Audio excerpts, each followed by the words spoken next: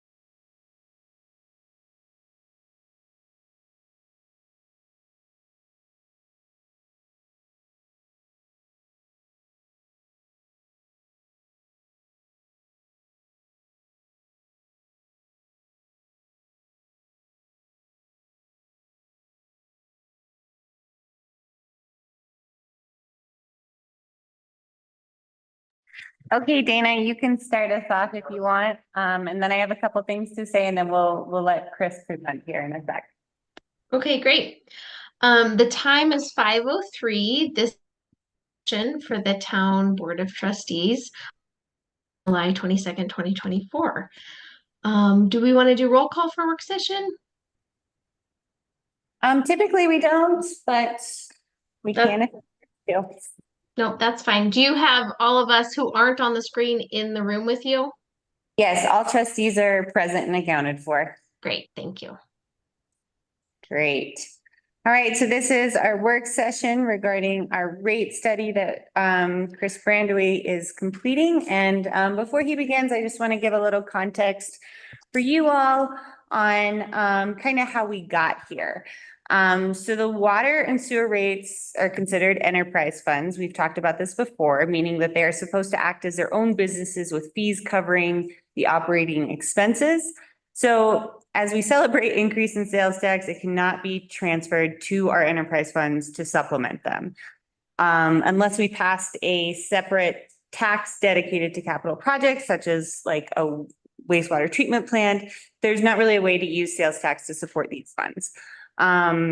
We did violate our enterprise fund status in the refuse fund to keep it going, but it will not be able to take out debt in this fund for several years until it has demonstrated financial sustainability. So I know there's been some questions about that, and I hope I answered them on that one. And then we don't have the luxury of doing the same for the waters and sewer, as we already have debt or in our water and sewer funds that we just obtained the debt in our sewer funds. So in 2021, new to budgeting, operated as previous administrators had without concern that our fund balances were depleting. And then in 2022, we realized that our water and sewer funds were unsustainable and we were losing money in our refuse. So we kind of did a stop the bleeding technique where we focused in on our refuse fund, prompting us to start on the EQR discussions, which we then implemented this year. In 2022, we budgeted for a water and sewer rate study for 2023. We initiated the study in 2023 and also realized that the rates had not been, although they were adopted from 2017, the recommended rates had not been implemented. And last year in December, we raised the rate to the 2017 recommended rate for this year. So there's a lot of administration that has changed over in lots of years that we're still cleaning up. And hopefully being here for 4 or 5 years straight, I can finally clean up a lot of this, but we'll see. After implementing the rate increase in 2024, we did warn the board that there would need to be another increase in 2025 and beyond. And while this recommended increase that you see before you is shocking, it can be narrowed by evaluating our administration fees, prioritizing our capital needs, and potentially exploring EQR rates. So as we get the presentation from our consultant, Chris, here, keep that in mind as we move forward. And after he presents, we can talk about some options. Does that sound good? Any Yeah. questions on any of that? Let me just add procedurally in here really quick. I know this probably is going to get some traction in the community for people interested. So I just wanted to put up there to the board and if anybody's in the audience. So kind of how this work session is going to go is we have the intro from Gloria. We can ask some questions. We'll get Chris. We can have that discussion. I want to board if we're open to having community questions at the end after folks have kind of heard the landscape and become more educated, but we don't usually do questions during a work session. But I just thought if we have anybody in the audience on, is the board open to having a little time at the end for community questions if there's anybody really pressing any some questions after the presentation? Open to that. Or any objections to having public or community questions towards the end? No objections. I think it's great to have them at the end after the presentation. Great. Okay. Speak up now and we'll see how this goes. Okay. Thanks, Gloria. Back to you on questions from board on this. So we can, I think Chris is pulling up his kind of rate sheets that he came up with to walk you through it. So Chris, Right, well, take thank her you. away. All right, thank you. I do know that this is a shocking increase, but I do, I guess I'm presenting the honest picture of what is the real situation there. As Gloria mentioned, going what 5 or 6 years without implementing a rate increase that should have been increased was kind of putting you behind the ball.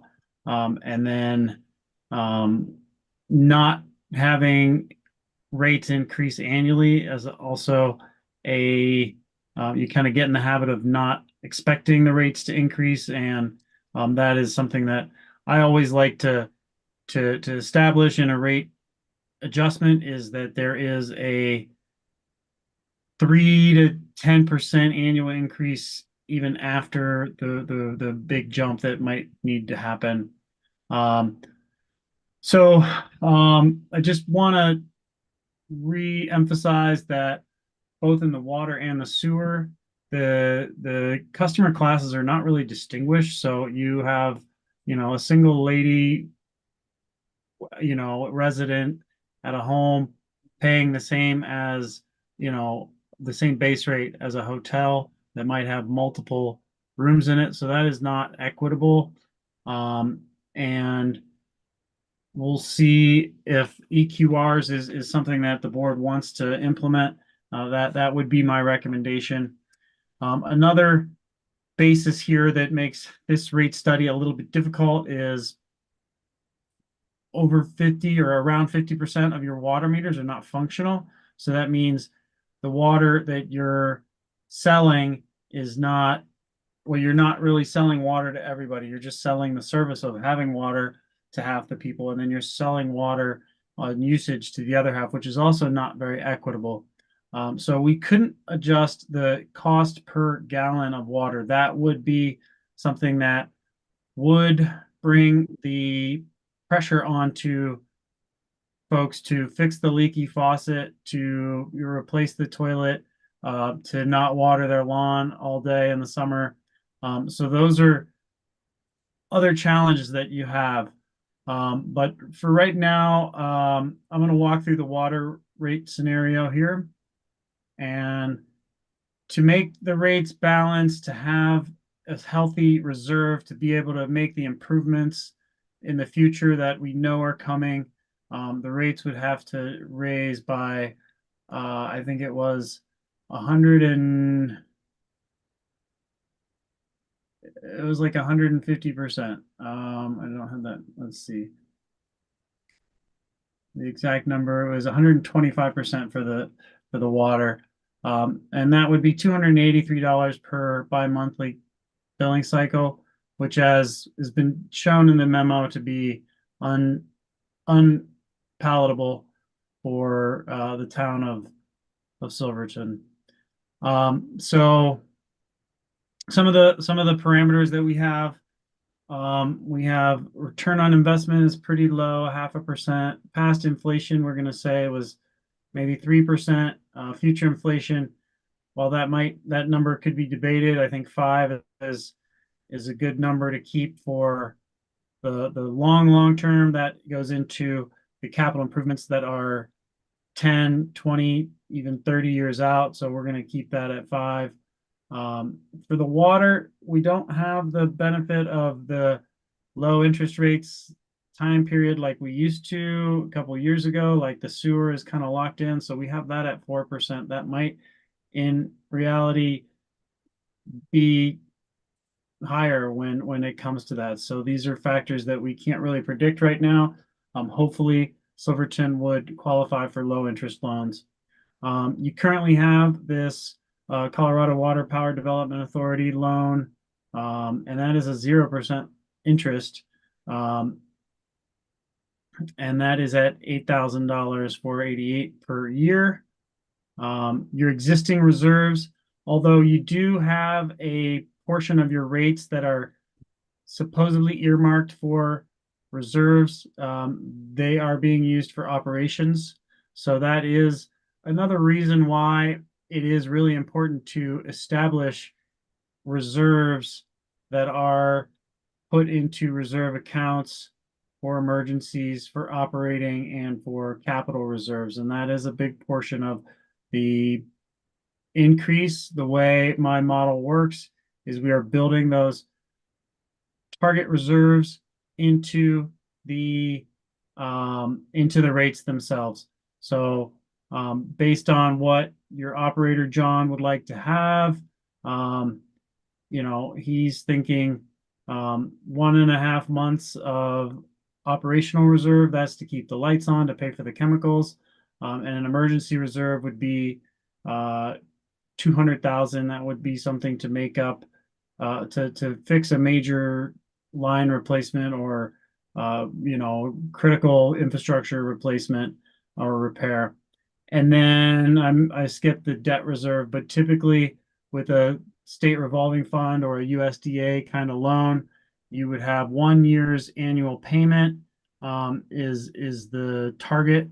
So right now you're only sitting at 800 or 8,488, which we're going to say we can build that up over 10 years. Your median household income is 64,000. That goes into the affordability calculation, which we'll see later. But that speaks to the economic situation of the community. And again, the size of the customer does not determine the base rate. So that is a major issue that I think EQRs would address. And that's not modeled here. So we need to decide if that's the direction that we're going to go. Maybe not for 2025, but definitely looking into 2026 or beyond. I understand Gloria really wants to set new rates as soon as possible for 2025, and then we'll figure out a strategy here to continue bringing revenue up as we move into the years. So you can see here, if you're a 3/4 or 1 inch or all the way up to 2 inch, you're still paying the same amount. And then the tiers, you don't charge anything for water until you get to 10,000 gallons. And so that's essentially 5,000 gallons a month that everybody gets with their base rate. And I would typically say that that would be one of the areas where we could, if we really wanted to increase, or if we really wanted to push conservation and customers using less water, we could start the billing of water per 1,000 gallons from the first gallon.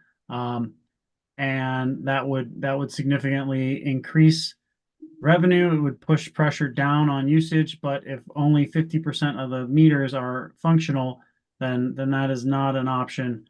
And so I'm really, the hands are kind of tied there with the usage rates.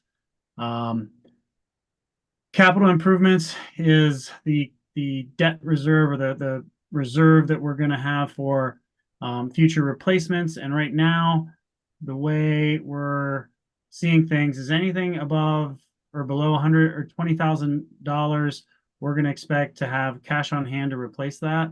Not going to get a grant. With anything under 100,000, we're going to expect to be able to pay 50% of that and have to pull out a loan for the other 50%.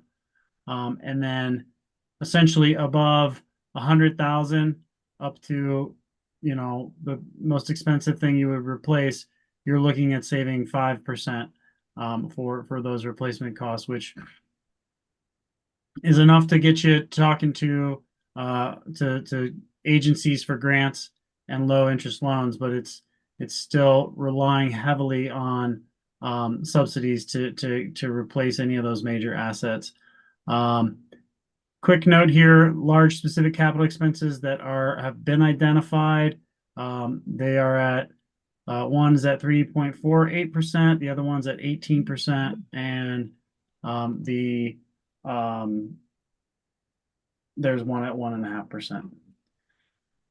So we're going to show you here all the list of items that are on this capital improvement plan. And we have some real estate, town hall, the garage and the clinic at the carriage house. Those are some significant costs, and we're saying that the water system should have 25% liability for maintaining those structures. So this might be somewhere where we could say, you know what, maybe that's not feasible to have the town or the water utility be on the hook for that.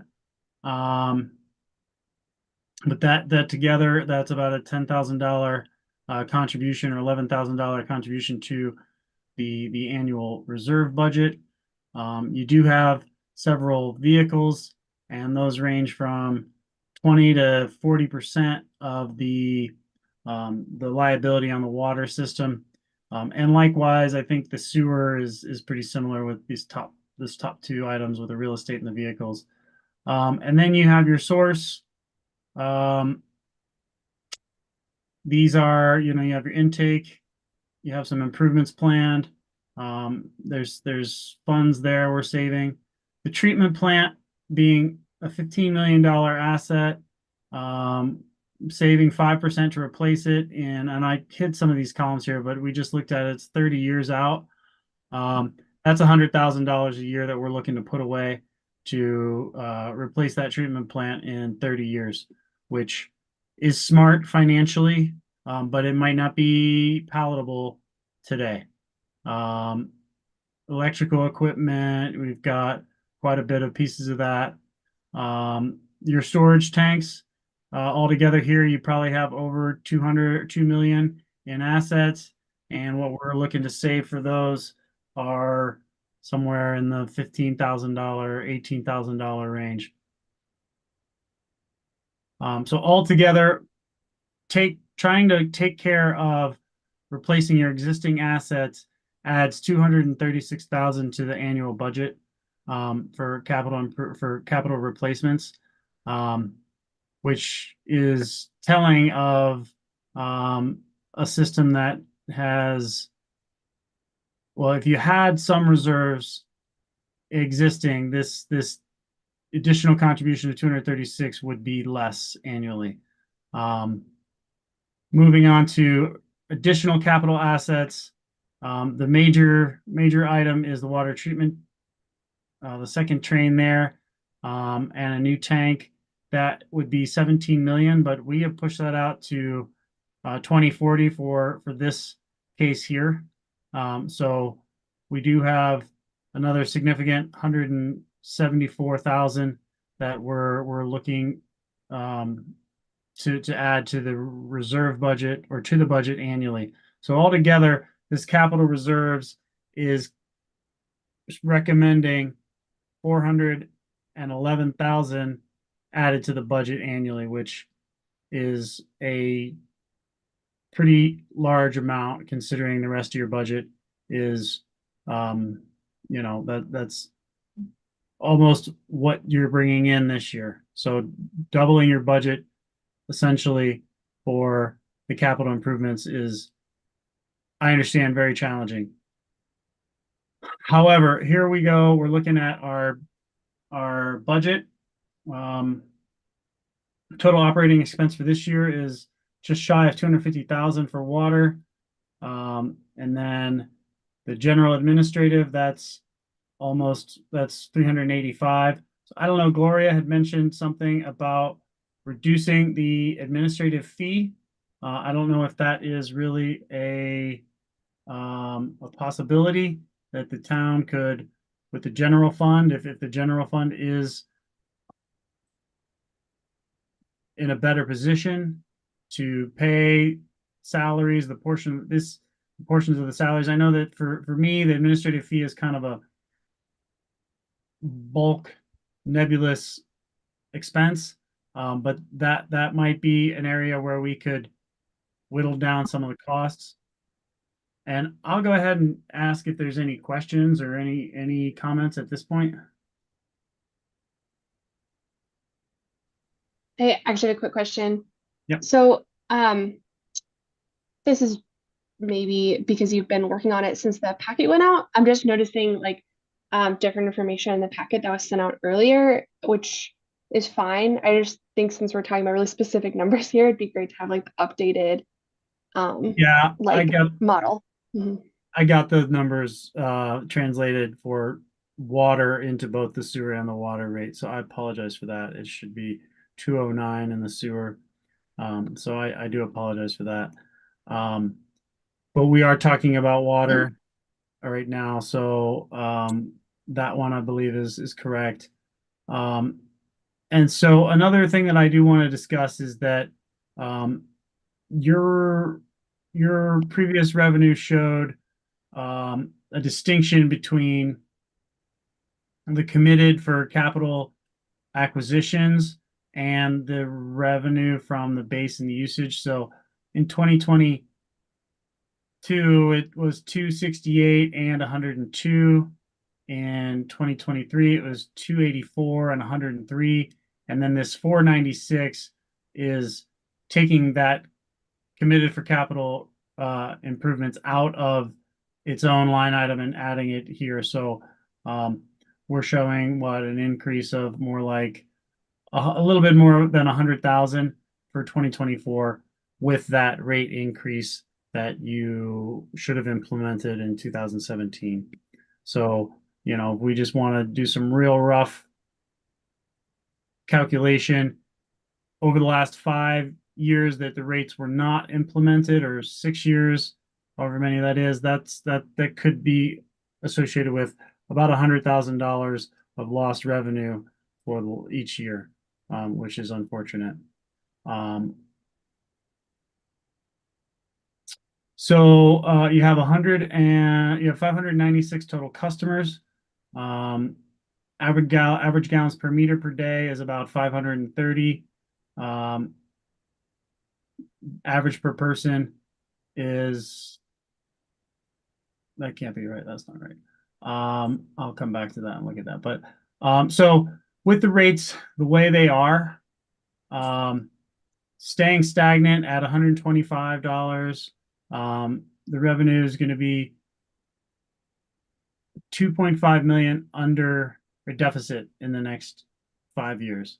And so that's a pretty, we can't keep the rates there. You're unsustainable for sure.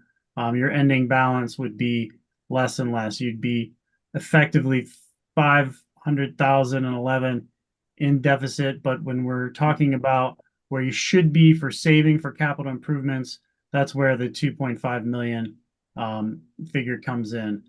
And so, any questions there? Chris, this is Dana. I'll have some more kind of questions as you go through. So I think we can keep going. Yeah. Okay.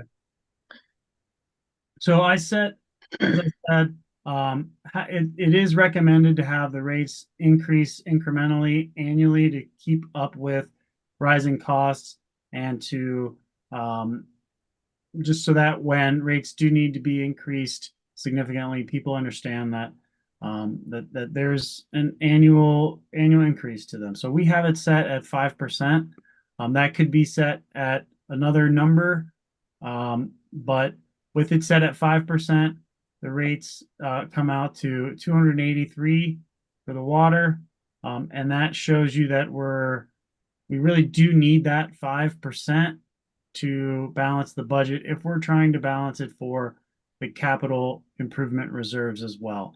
So we would be 389 above balanced in 2025 with the rates like that, but that 389,000 would go towards the reserves. And remember, we were suggesting, what was it, 411,000, something like that to reserves. And remember, these numbers are not, they're balancing out over 5 years. So we're playing a forecasting game here. And then when I remember at the beginning, I mentioned that your medium household income of 64,000 is significant because that is talking to the affordability index.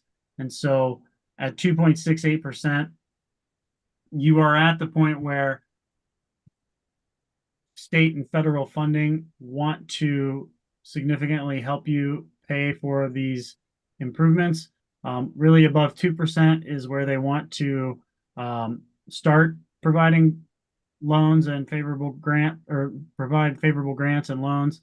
And above 4% is really unattainable. So you're, as painful as it sounds to be at 283, you're still falling under the 4% where the state and federal funding find it unacceptable. So yeah. One of the scenarios that I did feel that I was able to put together is a meter size option. This could be similar to the EQR in that the more you use, the more you're going to pay. But I think the EQR might be even more skewed in this. But that brings that 283 down to 277, which I know is not very, very significant. But your larger customers would be paying a larger base rate. Your 2-inch customer, I don't think you have a lot of them, but they would be paying, nearly $1,500 a month. And so with that in mind, you also have to consider, are you driving out any businesses? Are you driving out any, income generating or tax generating businesses, employment opportunities with large increases like that? With this base rate or meter size rate, you would see instead of 125, you'd see 120% increase for the rest of the customers, the normal 3/4, 5/8, 3/4 inch customers. So that is the walkthrough of the drinking water rates. I don't know if we want to jump over to the model and look at where we could whittle things down. or if we want to go through the sewer in the same way, my thought would be we might look at where we can bring costs down within the drinking water model. Gloria, did you have a preference of how you want to drive this? I'd leave that up to the board if they wanted to do a deep dive on this one, or if they want to go to the sewer and then dive into both of them. I'd kind of make a recommendation to get a big picture personally, but I'm open to other thoughts. Like if we're talking about both, then we have a good sense and then we could go back to some details because I think this is kind of laying the groundwork. But if folks really want to dive in deeper right here, I'm open to that. I'm okay with going through sewer and then discussing after. Yeah, that sounds good. All right. I will pull up I do my, have one quick question about that affordability index. uh-huh. Um, at what point does it become harder for us to get state grants? Like, where does that number? So anything over 2%, and then we become we're maybe like a better candidate. But if we're below 2%, are we disqualified? I have seen where systems at 1.5% are still getting significant grants. And I've seen where the number of that $100 a month price for water is kind of what is dictating. It's not a hard and fast rule, but it is sort of an industry specific metric that's used. So I would think that if we set the rates where you're at 1.5% of the median household income, but and you left the rates flat, then that might not speak too well to the funders to say, okay, this town is going to do what they have to do to pay back the loan. But if we saw that there were in the first year your affordability index was 1.5, but then in the second year it jumps up to like 1.9, and then the third, fourth, and fifth year you're above that 2%. I think that would also show that the town or that would show the funders that you are aggressively trying to raise rates or trying to raise your revenue.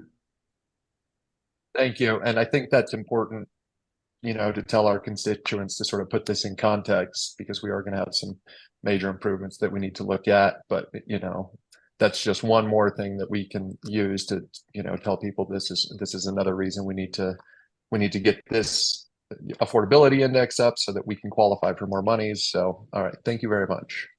Okay. And you are seeing my sewer rate study where I've changed this typo, the 209 and 104 for the rate that is the rip off the Band-Aid, don't care how much it hurts kind of increase. So a lot of this is going to be similar. You do have your sewer rates are also based on the amount of water that's consumed. So not having meters for the water side does affect the revenue on the sewer side. So again, same thing. Interest rates here, really the only difference here is the future loan that is the significant future loan that we're looking for is 2.38 for the sewer, which there might be some that might be painting a more favorable picture, because that goes into the calculation of all of the loans that we would be looking for sewer. So that might be painting a better picture than really is the case. Just fair warning. What you're saying, Chris, is that's for our current loans, but any future loan, our wastewater treatment plant that we'll need to build may from that 2.38% interest rate. Well, yeah, and the reason that I have this for the future loan is because I'm not showing the USDA loan yet because it is still likely a year and a half, 2 years out. It's probably not going to take effect until 2026. So that's why I don't have it. I have it listed here, but it's not built into the model here. It's built into the capital improvements because we do have time to save for it. Again, we don't have any existing reserves to cushion the cost of replacement or down payment for future items. Right now, you don't have a requirement for the debt reserve on what you have, but that will be a part of the calculation as it moves forward. Let's see here. So again, you only have the only distinction between your customer types is seniors get a discount for 10%. That doesn't do a whole lot. But and so for 2023, your budget was a little bit above your actuals. I'm not sure how to explain that, but maybe you had budgeted for considering more usage and meters failed. I can't really speak to that unless John or someone or Gloria can. But again, the capital improvements, we have 5% of anything above 500,000, and 100% for anything below 2. Same story there. Some of the large capital expenses are 0% down, and we do have that identified. And so this table here, the default asset replacements, that's what's programmed into the model. But for the large items, I have overridden them with the 0% and the 1.5%, which would be really the only 2 items that are in your capital improvement plan for large item replacements.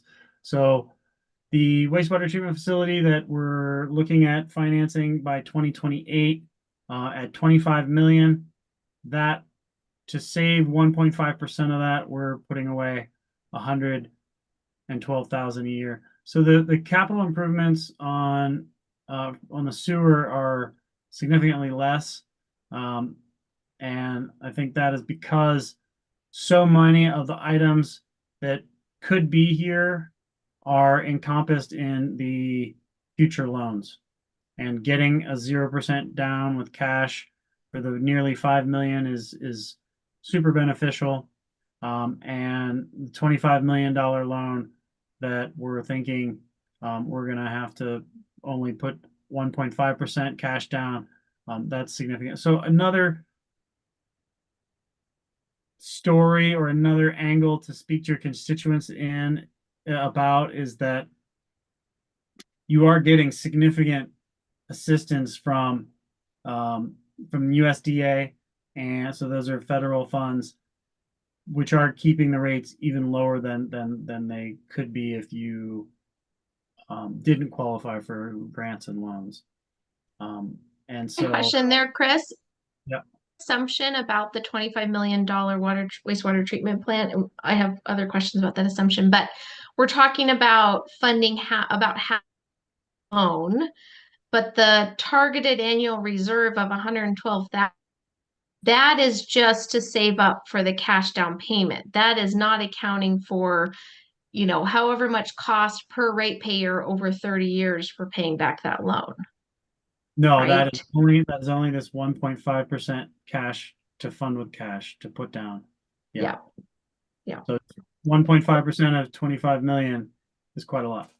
Yeah, but also a loan over time for half of 25 million, for 12 million, that's per ratepayer. The model think about how our rates pay for that over time. That'll show up in the budget, and I'll show you that next. Okay. So that is highlighted here, that your loan payment Let's see, the 100,000 is going to be for, so right now, the existing rate or the existing debt is this 8,493. And then in 2027, when the loan is executed for the wastewater collection, that will add 101,000 to the debt service, which goes into the budget. And then in 2028, well, we're going to assume that it closes in 2028 and you start making those full year payments in 2029. That's going to add another 575,000 to make 685,000 is what your budget is going to be for paying back those loans. Right. And those loans being half of 25 million is the assumption. Yeah. Yeah. Yeah. Okay, thanks.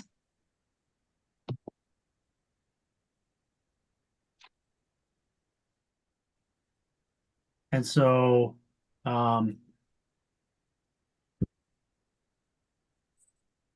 with this, we are looking at your rates, looking at 22.4 in a feasibility study or in the affordability index to 2.48.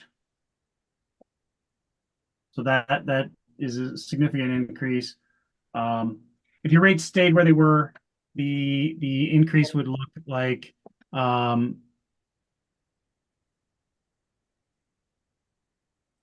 you'd be 2 million in debt, or no, you'd be 2 million below target and your ending fund balance. You'd be 1.1 million in debt reserve or in deficit at the end of the 5 years. So the recommended rates of going up to 209, that put you at a that balances the budget. You have almost 900,000 in reserves to pay for capital improvements as they move forward. And so this is 157,000 increase in the first year. This is significant, but the town does need to make these improvements. And so again, if we go through meter size, this would be your, you wouldn't be changing a whole lot. And I think that might not have gotten updated as well, but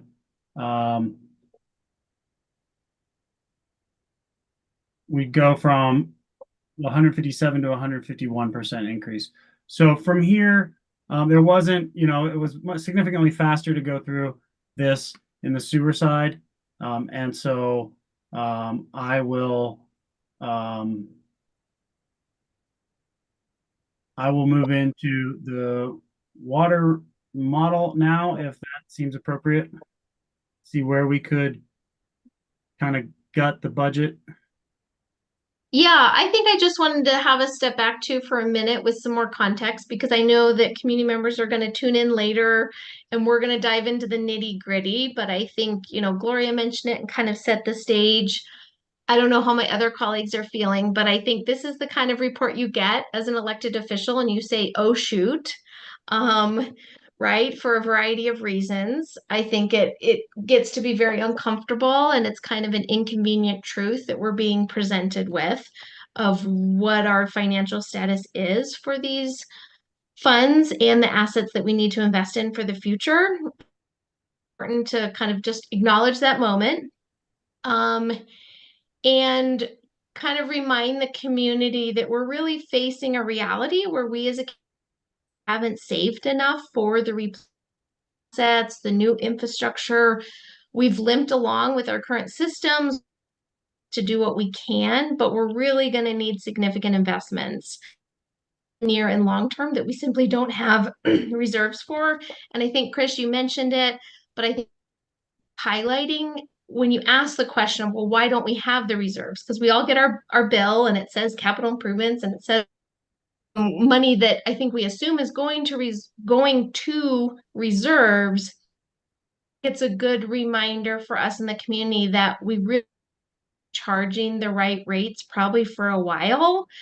The costs of infrastructure significantly, and previous boards and administrators didn't implement the rate increase that, and so we're kind of digging ourselves out of a hole that is not super delightful.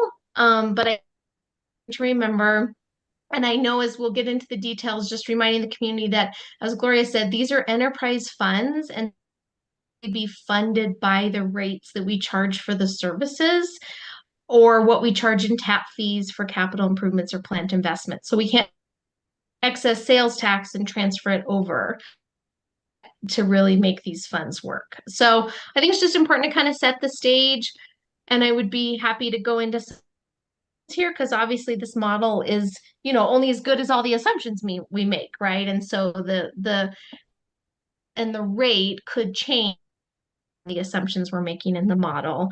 But I just kind of wanted to set that for everybody of kind of the reality check. Doing nothing is an option. And so it's figuring out how do we have options that are the most equitable, that cost for everyone, making sure everyone pays their fair share, and reducing the burden where we can, but recognizing that kind of our rates have been too low for too long, and our big capital improvements greater than we recognize that they are. So that was my setting the stage spiel. I don't know if any colleagues had any comments or if we want to get in the specifics.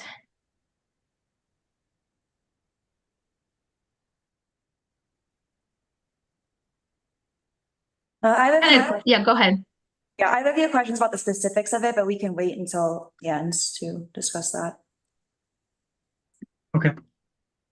Well, so one thing that I want to point out is that you do have a potential, I would see and this was something that I started to build before I knew that you had EQRs for the wastewater or for the refuse. But I was parsing out, you have some governmental nonprofit, you've got obviously the difference between commercial and residential. You do have some vacation rentals. You've got some RV parks that, you have quite a few of them that kind of fall into like a hotel sort of situation. And then you have some multifamily residential. So there are customer categories where you're losing revenue. So I don't know I think like if you have an apartment building, I can't remember, it's been a while since I've dived deep into your customer classes, but that is showing that you might have a full apartment building that's paying the same as a single family home. So that can't be, that's not equitable. So I would want to really see the EQRs or developing different customer classes. But at this point where we are, I think what we can do is we can jump back into the parameters. We can look at shaving some of this emergency reserve from 200,000. That's only a one-time thing, and that's not really recommended, but is there an appetite to, John, is that something you would dig your heels in against, or can we look at reducing that? But I think that whatever we cut, at the end of the day, it has to be palatable. And there are a lot of things that we could do, but I would definitely recommend EQRs. But some of this other stuff, I just want to be clear with the board, is that we asked Chris to give us the worst case scenario for all of our wants and needs. We may not need to spend 30 million on water treatment type stuff in the next 30 and 40 years. Our water plant's in good shape. I know that they would like to see us having a second treatment train, but I gave Chris my wish list. And I said, here are all these tens of millions of dollars that we may want to spend. Some of that stuff I feel like could be deferred and not be negligent towards our system. Could be at least deferred for term until we build up a head of steam on getting rates raised in a reasonable manner. That's my opinion. It might not be, that might be hopeful, but I think there are several areas we cut, but also areas where we could raise like EQRs. I think making the rates more equitable across our different users is a really good place to start. I Go think ahead. that's a really valid point, John. It seems like there could get to be a lot, right, just on the face of it, like a single family home paying the same rate as a apartment building. I think most people would say that's not fair. There could be a lot of consensus there. I think we are fooling ourselves to think that rates will not change in a pretty somewhat meaningful way for people because we're looking at a wastewater project. My question to you and to Chris was, where did we get the $25 million number? Because again, all those numbers really drive what our target is. And so we can play around with all the numbers. They have to be based in reality, but $25 million plant number, and how does it relate to the work that we're doing with the TA and the consultants from University of Wichita or wherever they were from helping us out? And Well, what kind of capacity does that accommodate for growth or increase in? The number for the sewer treatment plant came from, well, the first number that we started with was URA's treatment plant, which was close to 20 million. And we figured that by the time we actually get to building our treatment facility, that it could be 25 million. So when I gave Chris that number, I wanted to be on the safe side. I didn't want to say 20 million. And then in 3 years, it's 25 million. So that's where some of those numbers come from. And yeah, they are out of thin air, but they're based on real costs in other places. Yeah, and the type that we would need to potentially meet the EP or the CDPHE requirements. And I know anything in here for growth. And so that's a question I had is, are we planning for growth and increasing capacity? And how does the capacity of these systems relate to the fact that we have a busy 4th of July weekend and we also only have 600 ratepayers? Growth is being considered by the engineers that are doing our project needs assessment. Yeah. And right now they're settling on a treatment facility essentially the same size that we have now. Okay. Which is oversized for our current population and needs. And it's also based largely upon I&I, which is inflow and infiltration into our sewer pipes that we currently have, that we presume to have a lot less of after our sewer plant or our sewer collection system project is complete. So we feel conservative that the sizing of the new plant would be more than large enough to accommodate any growth over the next 40 years. That answers your question, but we can get into the weeds more on that. If you'd like, glad to do that. And just to speak on growth, one of the line items in both the sewer and the wastewater, or the sewer and the water budget, are this year 34,000 in new connection fees just for water. It's probably a parallel for sewer. So we are showing that there is growth that probably accounts for what, 4 or 5 new homes or structures being built each year.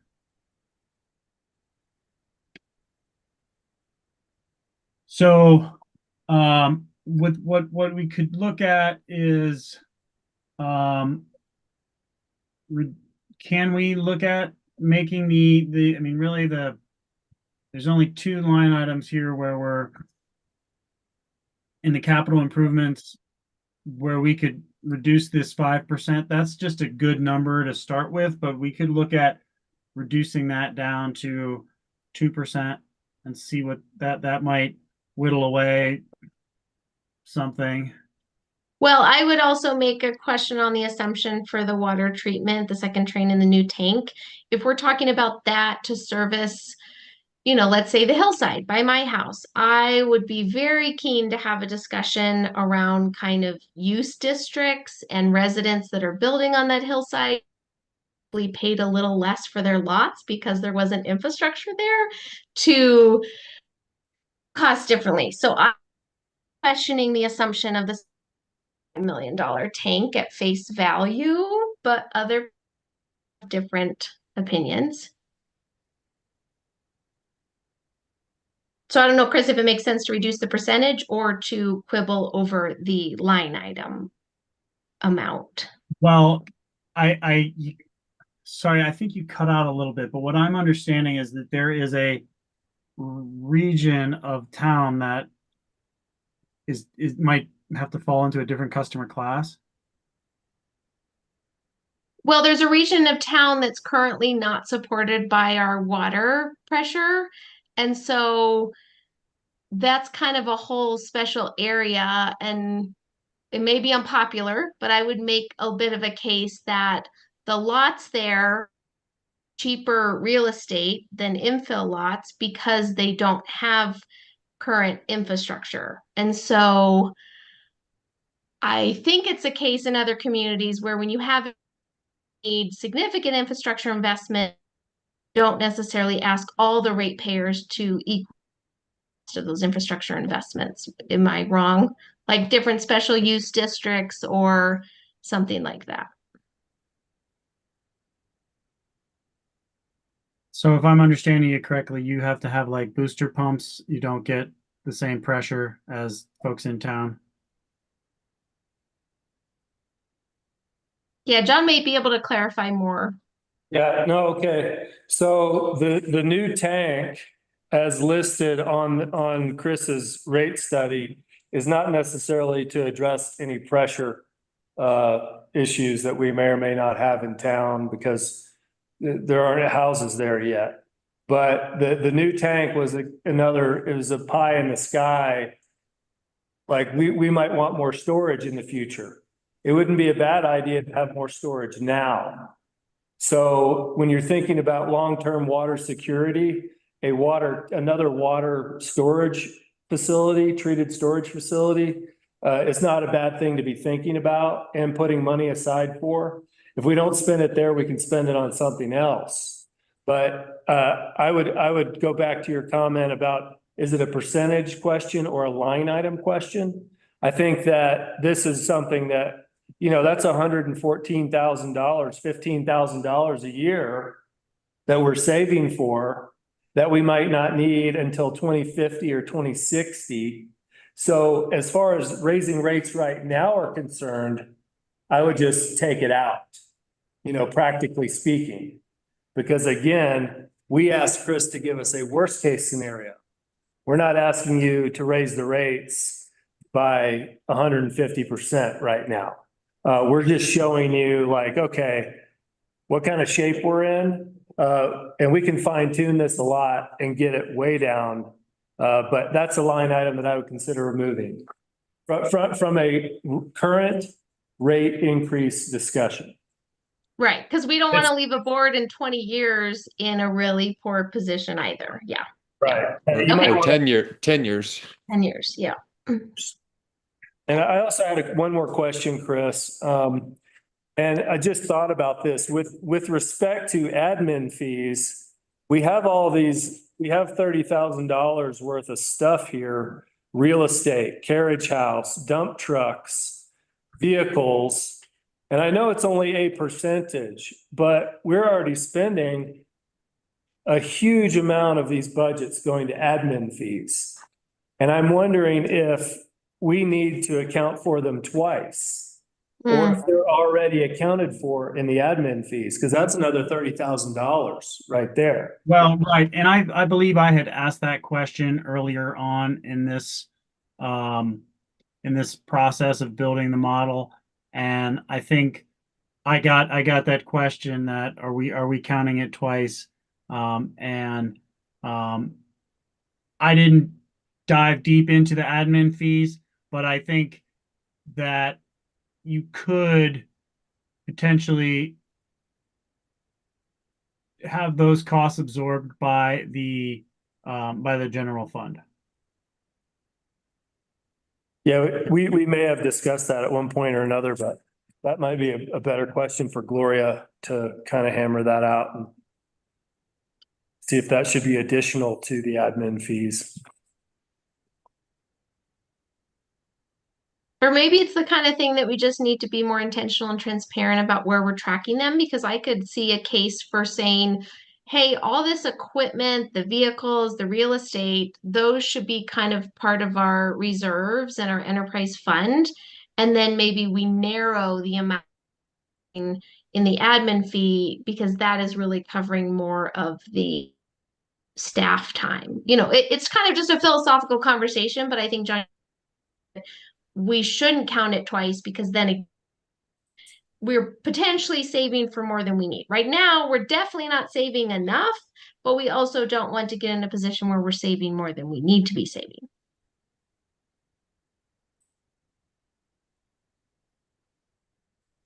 Agreed. Well, I would say we could either zero out these percentages, or we could look at reducing the admin fee. Yes, Um, I highly recommend that we reduce the admin fees as well. Yeah, if not both. And I'm hoping to present that to the finance committee in August. Yeah, if So- we could get them both. I mean, obviously we can't get rid of the admin fee, but if we could get rid of the percentage points and a portion of the admin fee, that would probably help. And using someone else's words, make it more palatable. okay, so should I zero out the percent that we're charging to replace these items? I mean, I think it's prudent to leave them here just so that we know what we know that we're considering that the sewer uses or the water uses a significant amount of these assets, but we're not gonna expect the sewer or the water alone to put money down to replace them. Is that what I'm hearing? Yeah, I think so. I guess the question I have for John and for the board is kind of sort of like how we want to get at it seems like what we've heard, we've had a stark example of how we might need to raise rates. I think we all know it is just not feasible to double people's bills, especially when they feel high compared to other municipalities at times. And so where do we really want to get from here? Are we having a philosophical conversation about pursuing EQR to a rate increase that's reasonable and still prudent? Or are we having a nitty-gritty conversation about the assumptions in the model, which is totally fine? But maybe when we're talking about the assumptions in the model, maybe that's something the utility should take on. So I'm just kind of asking a question for our next hour of what is staff and Chris's highest and best use for the board's time and brain, and questions board members might have. Yeah, I mean, I would like to do more research into the EQR structure. It does seem a bit more equitable than how the rates are now. I did hear Chris say, though, if we went that route, it wouldn't really be implemented until 2026. And I'm just wondering if we're gonna do anything now to fix half of the meters that don't work, or what are the steps to make it more equitable across the board now? Yeah, First, Go I ahead. did want to discuss the meters. Yeah, So the existing base rate brings in 448,000, and your usage rate, I'm sorry, that's a really small font, but the usage rate is essentially 10% of that.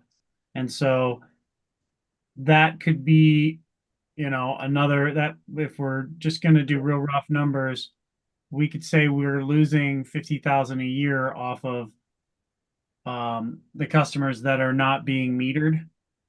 And you could venture to say that it might, that's another area where we really could encourage conservation. If we had 100% meters that were functional, then we could change this rate structure so that beyond 10,000 gallons or even beyond, the first 2,000 gallons, you could start charging customers. A lot of them would probably fall under using 5,000 gallons per month anyway. So you might pick up, it's possible that you could bring revenue up by 100,000 by, 100,000 per year by having, and I'm talking just on water. So we'll look at sewer as well. You could possibly bring revenue up by 100,000 in usage, or have a combination of using less water, which would have a trickle down effect. When you use less water, there's less electricity demand to produce the water, there's less chemicals. And then when customers use less water, there's less sewer going to the sewage treatment plant. So you have less sewage to treat, less flow to treat. So I would really recommend being aggressive about having the meter replacement being a high priority, as well as EQRs being a high priority. John, have any comments on that from what you sent us, from what you rated, where it was basically like the meters were such a headache, they just went to EQRs? And do you think that's applicable for us, or is the cost fully functional meters on 100% of ratepayers worth the investment? I think it's worth considering doing what URA does. But right now, we've been hitting the meters hard since Steve Mead got on board. He's making some headway. What we're hoping not to do is if we were going to say, okay, we're going to go with all new smart meters, then we're going to have to take on more debt in order to do that. So we're right now, as far as the metering is concerned, we're putting a lot of effort towards trying to fix our metering system as it sits right now. And then as we get through the rest of this season, we hope to be quite a ways along, and we'll be able to report back to you with next steps with respect to meters. And I would say it's not an either or thing. I think we can think about this as fixing our meters and implementing EQRs and doing conservation. Like, we can do all of that together. Yeah. And so we don't have to choose. Yeah. I don't know if that was made clear before, but okay, we don't have to choose. Okay, great. That's good. I do love the idea of EQR, but it is an issue if half of the meters aren't working and not quite equitable to a lot of the residents in town as it is. And I only just got that memo right before this meeting started from ORA. So explain to me, they have an EQR, but they don't charge for usage? That's correct. They don't have any meters. URA doesn't have, Right. they don't, Okay. they just calculated EQR rates for their residents, commercial businesses, the same way that we calculated for trash. They came up with a system for residents, hotels, restaurants.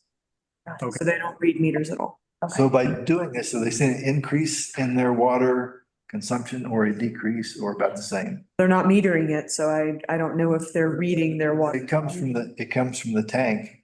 Well, they I would- probably have a master meter. Ask them. I'd have to call the clerk there. I'm not sure.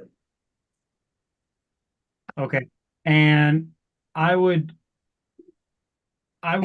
consider having an EQR for the base rate, but then still also having a usage rate, which might not be might not be conventional, but that would be something that could be considered. Because remember, when customers are billed for what they use, they're going to use less. They're going to fix the leaks. They're going to, as a whole, that's going to have downward pressure on the need to produce water, the need to store more water. And then on the wastewater side, it's going to be less flow to treat. And Dana, to answer your question from before of what we wanted out of, as far as staff goes, we're looking for direction to either start the research on the EQRs and take this basically back to the utility committee and hash that out, or kind of giving us direction to pursue alternate scenarios with Chris as well. Just we're kind of looking for some direction from here. We're not saying, let's put this on the next board meeting and hike the rates up. We're more saying, like, this is your introduction to where we're at currently, and we would like direction on how to move forward from here. Thank you. Were there more questions from board members on the assumptions? Again, obviously, if we want to give direction on like the utility committee, really going in and doing a deep dive on the assumptions, but just wanted to give a chance for new board members to ask questions as they got the rate study and the packets and kind of how we got here. So would the goal be to increase the rates by like January of 2025? That would, for the year of 2025, or sooner, are you thinking? The goal definitely would be 2025. Yeah, okay. Sooner if possible, but I think we've balanced our budget for this year, so yeah, we were anticipating another increase in 2025. Okay. Thank you. And so, one of the scenarios, directions I could go would be, we've taken a lot out of the capital improvements. And so with that, I'm seeing we could be somewhere in the 230 for water as opposed to, what was it, 280. And so instead of being 125%, that would be like an 83% increase. So that could be, the next scenario that I put together.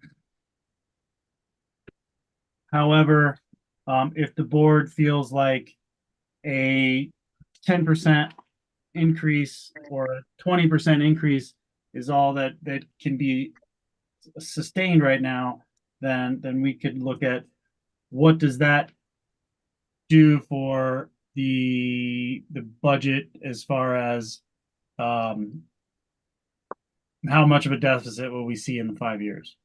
And so I did put together a quick sheet of what it would look like to if we raised rates by 5, 10, 25, or 50% in the next year. And so I don't know if we want to look at that in addition to what we've cut out of the capital improvements.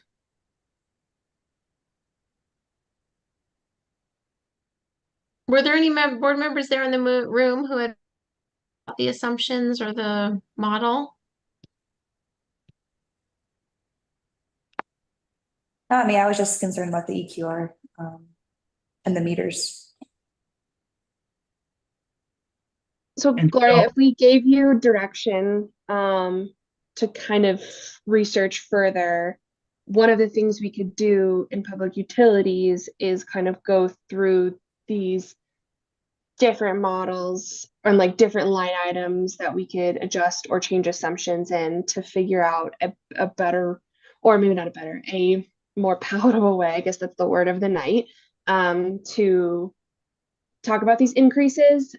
Going back to like, what are we trying to accomplish here tonight? Assuming we could kind of like dig in deeper there in that committee.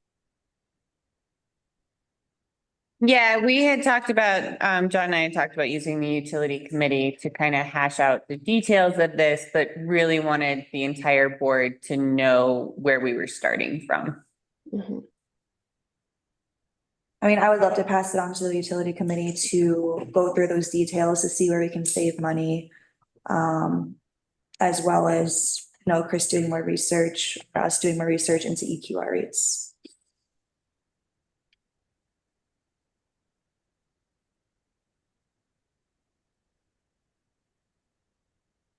Jim, Ron, Carl, Tyler. I agree. Should we keep working on EQR stuff, right? You want us to go ahead and keep working on this? I Stuff that EQRs, obviously, we're working hard on meters. And I think that we could also work with Chris to kind of play with the numbers and see, you know, Chris's question or point about looking at what different increases would mean. You know, if we have 5% or 10 or whatever it may be, what does that really look like for our long-term needs? And get some of that data back to you as well to consider, or the finance committee. So I've got a question for you, John. When you read the meters, you have X number of gallons are used complete. Then do you compare that to how much water leaves your tanks? So you can see if you have lost and unaccountable or leaks somewhere? No, not with respect to reading meters necessarily. No. Because It's usually obvious when we have a leak in the system, it's obvious because we'll have to adjust the plant immediately by a large amount. so that was my concern. If you would E to the Q, would you be able to tell that if you have leaks somewhere? From the tanks or from the water plant? Now, you meter it. When you meter it, you know exactly how much was used. If you go to the EWQ, you don't know how much was used. EQR. Yeah, that's correct. If you just do an EQ. Right. That's correct. You wouldn't know how much was lost through a residential unit. Base rate EQR and metered as well, you would know. Yeah. So, yeah. So metering is useful from that perspective by itself, even if you don't bring it into billing. You know, it's good to know how much water the system is using versus how much you might be losing from flushing hydrants or getting a leak or whatever. Because obviously hydrants aren't metered. So there's a certain amount of water loss that's acceptable in most systems. And you want to be less than 20%. So what you're saying, John, is that in our system itself, we can tell pretty well when there is water lost from a leak. But our EQR rates would be really for the billing portion of it. Mostly, yeah. Yeah. It's good to have as much usage data as you can get. So the meters, I mean, I would advocate for meters from that perspective. Yeah. And also from a billing perspective, but we have to have them working, you know, that's been a big priority since we had enough resource to manage it, because it's just spiraled. The meters have spiraled out of control in the time since I've been here. We've worked on them, taken big swings at them and just can't gain any ground. So it just has to be a higher priority, and now it can be. Yeah. But to your point, you're not necessarily advocating for a significant investment in, because again, that's an investment. Does it offset the costs? Do the benefits outweigh the cost? Right. And, you know, it's useful to consider a short-term fix as far as billing is concerned, to focus on EQRs. Yeah. Because if we have to take on $200,000 or $300,000 or $400,000 of debt service to renew our meter system, like new meters, Yeah. and that doesn't seem like, I mean, how long is that going to take to recoup by water usage? Yeah. Yeah. Is there any board opposition to moving our water and sewer billing to an EQR approach? We just need to kind of start, Phil. No opposition. I have a procedural question. Are we, the public comment, is that going to be after the direction or before our direction? And that is up to the board. Okay. Yeah, I think I just kind of want to get a sense of where the board is thinking. I think we have totally from everybody. We've dived into the details, but then open it up here shortly. I don't have any opposition. I think there's a lot to answer here still, Yeah. obviously. So I'm sure we'll dive in a lot more to public utilities in the Public Utilities Commission. I also think we can maybe, we'll spend some time getting public comment, and then hopefully I encourage everyone to send emails for public comment, because I think there's a lot more like research and question and answer that we can get out to the public as well that maybe we're not thinking of here tonight.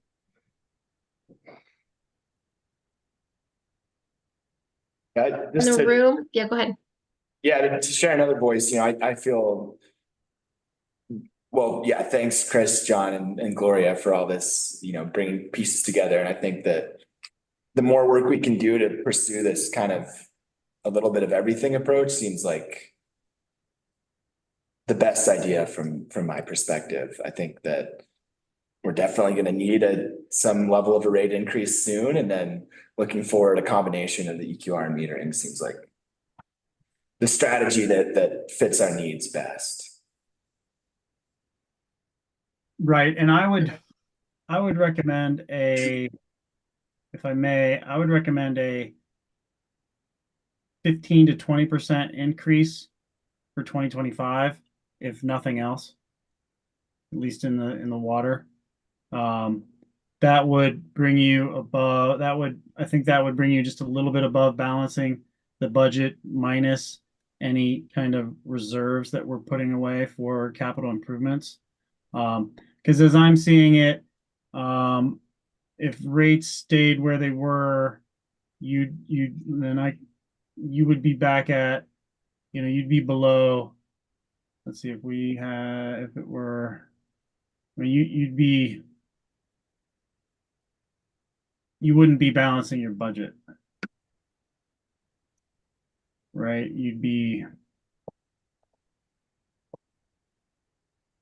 Let me just do a quick return to where the rates are right now. And I'm surprised this model hasn't clunked up yet because it's pretty heavy. Yeah, the assumption is that we need an increase of some extent, whether we put a lot of detailed attention into it immediately or not. We need some sort of rate increase. And then the details about the model and what to be over the coming years.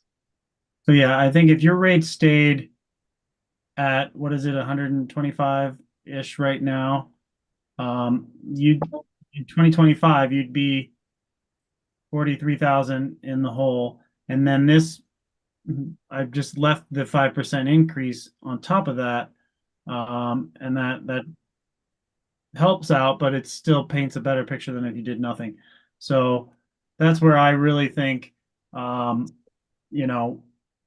the board might have to say it's palatable to raise the rates 15 to 20% for 2025.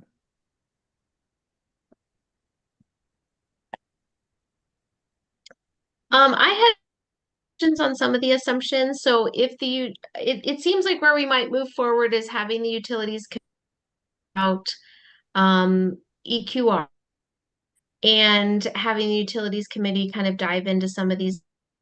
That's sort of what I'm hearing is the next steps. Correct. Okay, so I have a couple questions on some of the assumptions that I could share now and they could carry into the session. The first is for John, as we think about the system, and you kind of spoke to it, right? Like we don't have engineering plans, we don't have real analysis from our about the capacity, and we don't want to be oversized, we don't want to be undersized.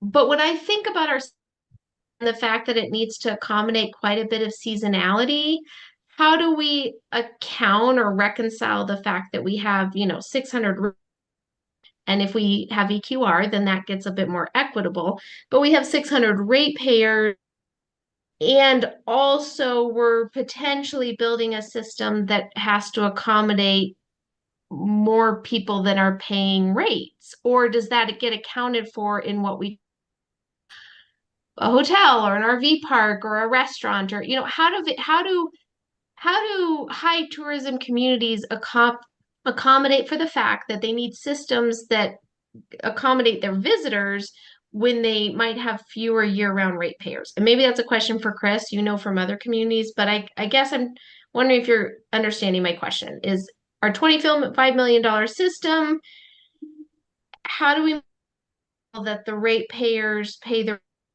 system that also pay all the people we host and share and are vital to our economy? Yeah, I think that's a good question is there a way to spread out the expense to our visitors? And we addressed that with some of the stuff that Jim brought to the table. Yeah.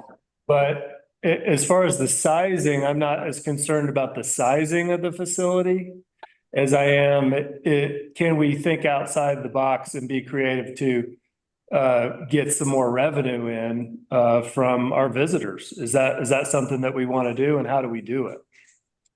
Because it's a lot for 600 people or 700 people to shoulder this kind of debt. Right. I mean, it's not even in here, Chris, but when I think about it, if we're taking on $12 million worth of debt and we have 600 ratepayers, that's $1,000 a ratepayer over how many years? That's really people to have to do. And that doesn't account for the reserves we're talking about for cash down. We need to be really honest about what we're talking about. And we just don't have the economies of scale. Like, I tried to sell this to the Attorney General when he was here. This is our problem. We're asking 600 people on $12 million worth of debt over, and no one answer about how you accommodate that in a small community. Yeah, that is a real uphill battle there. We already do have a hotel. Well, there was $30,000 added to the line item for hotel fees. Right, the lodging fee. Yeah. I mean, that it helps, but we're talking about potentially or $25,000 or 30 years. Right. Yeah. And that's not really counted here. Categories feels tough because it's like most of the visitors we see in a day are not staying at a hotel. They'd be using services, but that's not really accounted for in the influx of people coming in, whether it be on the train or like 4th of July viewers. It's not accounting for that. Right. Or drive the back country and having trash. I mean, this relates to all of our enterprise funds for sure. So for the Public Utilities Committee, if you could solve that, that would be great. Figure that one out. So my assumption of the $25 million cost of the wastewater treatment plant and who pays how much of it, a question. I wondered, Chris, if you could speak to this affordability index, because I think it is a number that will make it a little bit easier to talk to, say, hey, look, like, we know this is a lot, this is changing. But when we think about rates, our buddy Chris, our great consultant, has talked to us about affordability and that, like, we're really within this range of around 2%, and that it doesn't feel maybe reasonable to the community member, but it actually is reasonable. But, I used to live in Denver and we'd pay $700 a year for water and sewer. And if we implemented these rates that are presented, which is doubling people's rates, we'd be talking about $3,000 a year. And so how does affordability come into play when you're talking about like a city versus a small community? Do cities just not have to deal with it in the same way because they just have so many payers? Or how do we think about this affordability? Well, right. Cities are going to have a much higher economies of scale. Yeah. And it is expensive to have, the wastewater and water treatment for smaller number of residents. And so, yeah, I mean, I guess you're kind of lumping together sewer, water, trash, all those utilities. And it's it's daunting when you look at it like that. I can totally understand. This is, Yeah. and this is the reason that USDA has its rural utilities loan programs.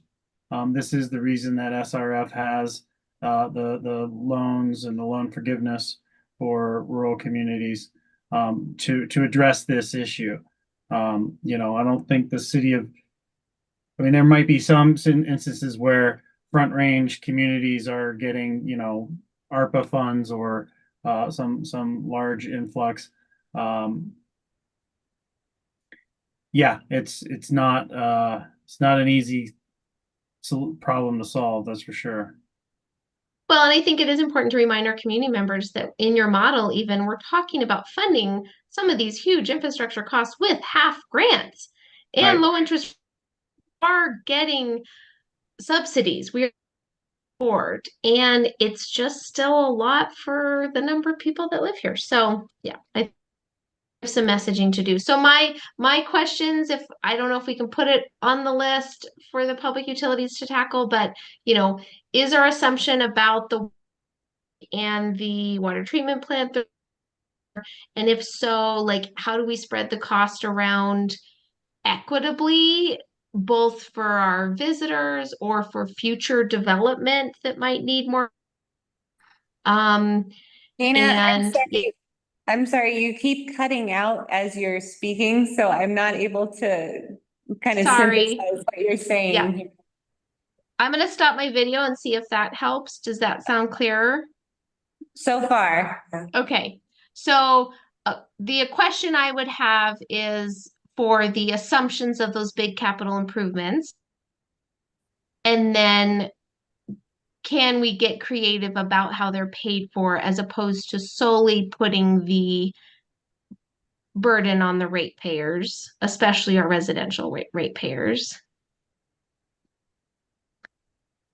And what was my other question? Yeah, that was the main piece, is making sure that our assumptions in there are right. And I know, Gloria, we're going to tackle this in the finance committee, but I think the honing in on the administrative fee will give us some more specificity around what we're charging to what, and it will help with the budget. So I would love for the finance committee and the public utilities to think about that. Those are my opinions, and I'd be happy to open it up to other board conversations. Oh, sorry, and then maybe in 10 minutes we could have some public comment.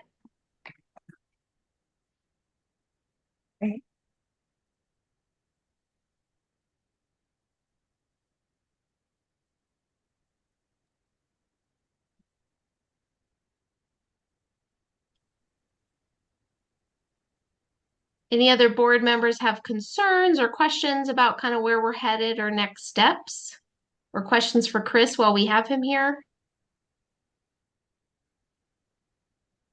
Maybe process question for the Public Utilities Committee, because that's what I'm on. So I'm like gearing up for that math fun time.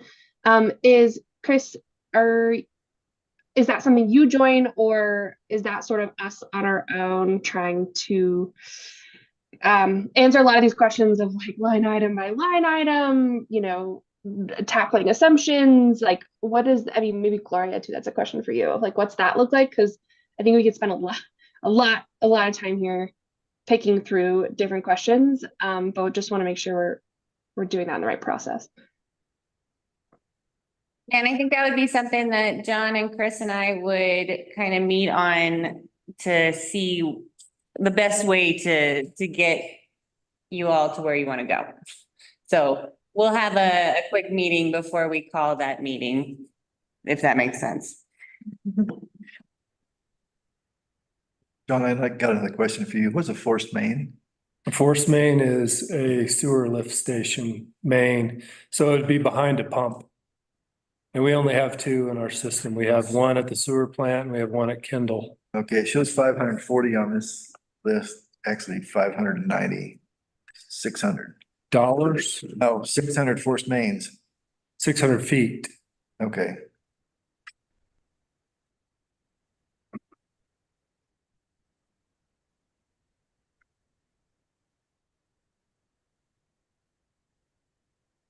Yeah, so, I think we're talking about a couple different things. Were we talking about line items in the capital improvement plan and additionally line items in the administrative fee? Yeah, so I'm taking the administrative fee to the finance committee. And I'm taking the capital improvements and the rates to the utility committee. Okay. We're gonna divide and conquer. Gloria, I have a question. So on what we're spending for net metering replacement this year, that's budgeted, and that's with that, because I just have questions on that for like how we move forward to if we want to do more net or for the metering. I think I said net metering, sorry. And is that so that's already been budgeted? I think coming like knowing what that line item is, and then I'm assuming that's kind of be discussed in the finance committee as well as public utilities committee. If that made sense.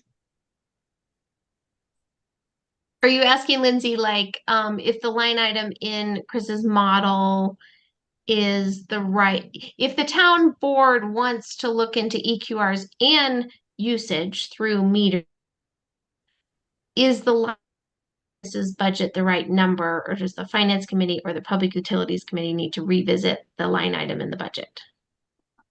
Question? Sorry, Dana, again, you're doing the cutting out thing, but I think I'm you got so it. sorry.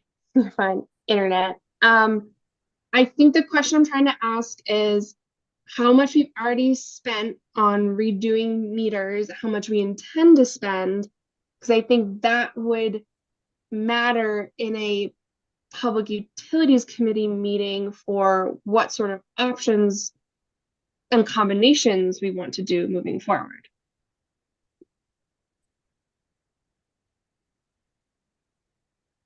I think we would address that in the utilities committee rather than the finance committee. So Okay, great. That was my question. that directly affects that fund. The reason why I'm taking admin fees to the finance committee is because that directly affects general fund.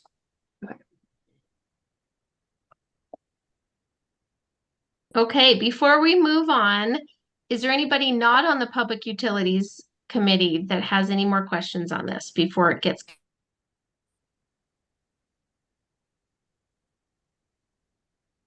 Okay, well, you can find John and Gloria. So I think it'd be great to open it up if there's a person. Maybe let's start with some in-person comment. I think we're okay in not having time limits because it's more question and answer. This isn't like public comment on a public hearing. Members have problems with that? Or are there tons of people in there that we need to have time limits for? No, we have 2 people.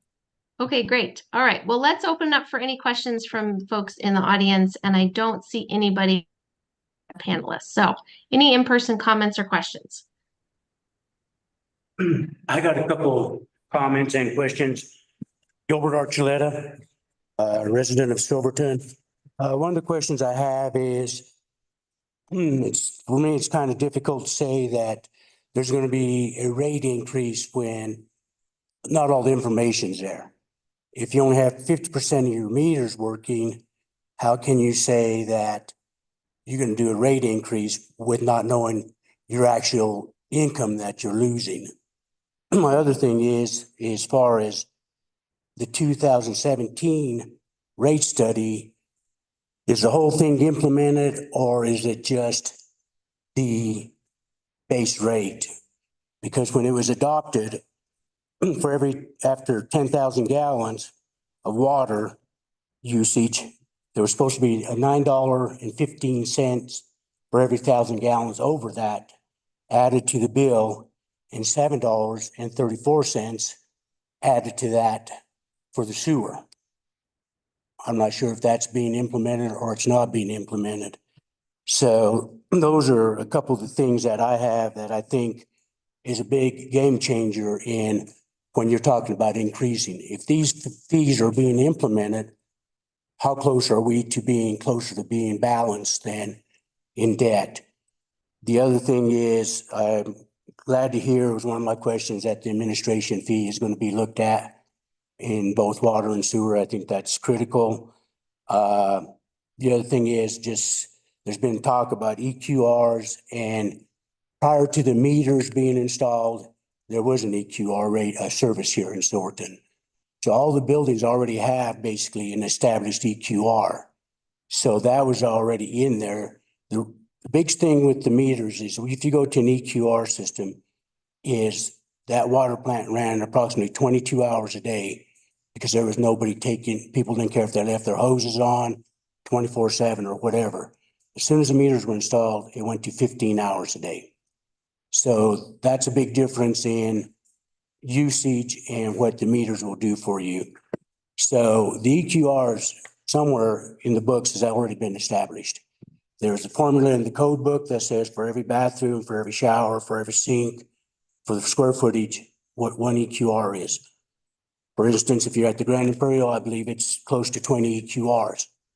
And that was set up and still kept in place because if the water meter broke down and it wasn't repaired in time, then the Grand Imperial was charged 20 EQRs for that billing cycle. So that's some of what the EQRs were in the past. My question's on the 2017, if it's all being implemented and if it's all being billed, and what kind of numbers does that give us? And I believe the meters need to all be installed and make sure everything's functioning. So there's an accurate number so that Chris or whoever's doing the study can do a accurate study, and people then have, there's no questions from the public saying, well, how'd you come up with this rate increase when you had only 50% information? But that's my comments. Thank you for giving me a chance to speak. Thank you. Good evening. My name is Kevin Baldwin. Many of you know me. I have a habit of being a little rough at times.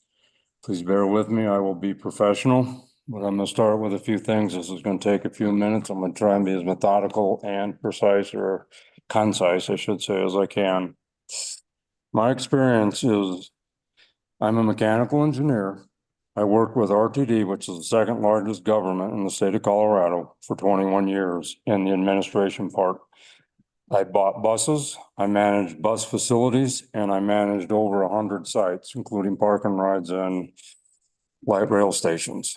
I was responsible, my department, and me particular, as far as signing all the checks for paying the utility bills, power, water, and sewer.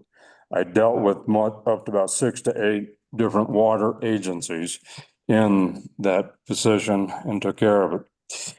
The thing that concerns me tonight is, and please, this is not personal. I'm trying to be objective as I possibly can, but there is a serious level of ignorance in every player here in this particular system.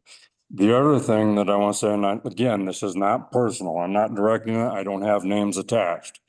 Another thing that needs to be considered and looked at, which has been overlooked, I've tried to bring it up off and on in the past, and I'm not great at that, as you may know, is since Mark Garcia, I think was his name, about 10 years ago or better, he started pilfering the enterprise funds. He started a habit that mayor approved, and it has continued. This is why we are here. You need to go back to prior history. I don't know the code. I'm going to tell you that because I don't understand it. But the enterprise fund, and this is Colorado state law, it's just not me making this up, is very specific on how much you can put in the general fund for people who are tied to it. That has not happened. We have added additional help without budget considerations, and I am going to throw this in. I'm not trying to be mean, but it's blatant. Employee competency. We are paying top dollar to live in this town for employees who don't do a whole lot, but the check is written each payday and it comes out of general fund. And from my understanding, and I'm not clear on this, so please understand that you know the details. A lot of the general fund employee stuff is being funded by the enterprise fund, which is not proper. The amount of enterprise fund that should go to admin is should be minimal at best. I'm going to, as a businessman and a citizen of Silverton and a preacher, I've managed 3 properties here. You're gonna kill us. Taking our rates from right now, my home and my business is $502 every 2 months. The church is 200 and something every 2 months, which is reasonable, but that's used 4 times, I should say about 10 times a month. We're not a high water user. Doing this rate increase that you're talking about is just it's gonna double me to $1,000 a month for my business and my resident, and the church will go to 500. These are, you need to be rethinking that. To Christian, to your concern about conservation, we already are conserving. Gilbert pointed that out clearly. We used to have a $15,000 gallon limit for every 2 months. It was Michelle Hamilton was the town manager, I think, at the time. I'm sorry, I'm getting my titles bad. She's the one that lowered it from 15 to 10, and we balked at it. I can tell you, as a resident, I have a very nice yard. I water it to keep it that way. That's my desire. That's my choosing. But if I look at the consumption on my bill, it is 0, which goes back to what we were talking about earlier. That's not right. I have visited with the town administrator multiple times because thank you for taking care of the problem that existed during that time, but my bills were not right for about 6 to 7 cycles. So what I'm going to say next is the assumptions of this spreadsheet and this whole discussion, most of them are baseless. Your meters aren't working. The EQRs aren't being followed. I don't know what else is in the town code that should be followed regarding utilities. But it's there. You heard Gilbert describe a couple of them very clearly as far as the going over 10,000 gallon, the rate per 1,000 gallons, and on the sewer. That needs to be enforced, because until you do that, you have no baseline. Till you get the people off of the enterprise fund supplement to the general fund, you have no basis of what we're saving for our capital funds. I hope you understand what I'm saying. The last thing I'm gonna say, and then I'll get out of your hair. Do you really expect us to trust you? We have watched this for 10 years. And like I say, you as the board and the employees here, most of you are new to this, do not take it personal. But we have watched this death spiral with the enterprise funds, the general fund. I've even confronted some of you on the board about doing a budget for your general fund, because there's a lot of willy-nilly and recklessness going on here. When the OHVs left, the comment I heard is, yeah, a year ago we were up 48%. This year we're only up 0.1%, but we still have revenue. To a man like me, all you told me is that you still have checks, so you're going to keep writing them, whether you have the money to back them or not. This nonsense, budgetary and administrative, has got to stop. Your priority needs to be follow what the town code requires for utilities. That includes the trash. You do, I have to compliment you on this. I like those stickers or those little tags for the window, because I've had to pay for construction stuff, and it has stopped a lot of out-of-towners coming into town and dumping their trash and making us as the citizens pay for somebody else's town because they don't want to pay where they have to go. So that's a step. That was a well-done step. But I'm going to encourage you, you need to do more steps like that with your water and with your sewer and with your employees. Raise your bar, folks.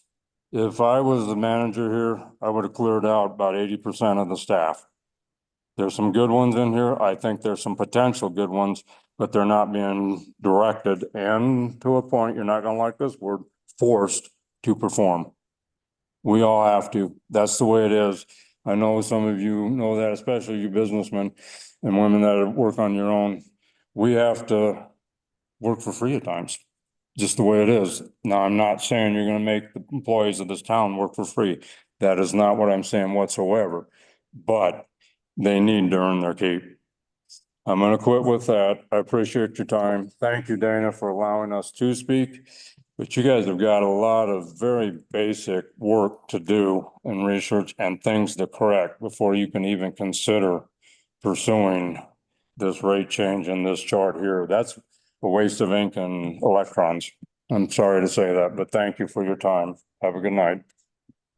Thanks, Kevin. Thanks, Gilbert, for sharing and bringing some context. Appreciate that.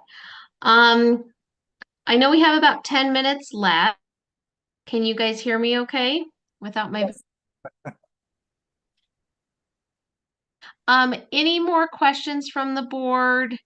And or Gloria, do you have any more questions about how we're moving forward?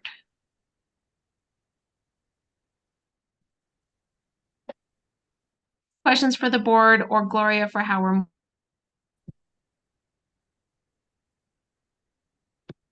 I do not have any questions on how to move forward. We'll be calling a utilities committee meeting here soon.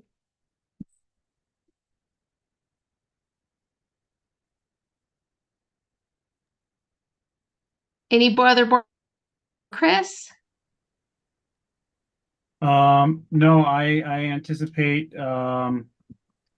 working with the utility committee, public utility committee, and, working with John and Gloria on next steps.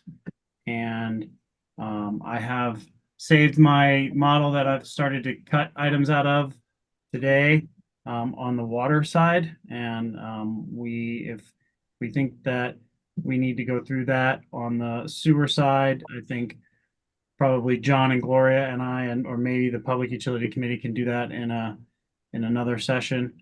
But yeah, I think we've brought up a lot of good issues today. We've shed light on some serious issues, and we'll move forward. Thanks, Chris. I've been hearing about this rate study since before I joined the board, so it's nice to see and really be talking about what we're actually talking about and really dive into the details about what we need to do. All right, is the board up for a 5-minute break before our next meeting? Remaining questions? That'd be great. Okay, great. All right, the time is 6:53 this work session, and we'll see you all at 7. Thank you.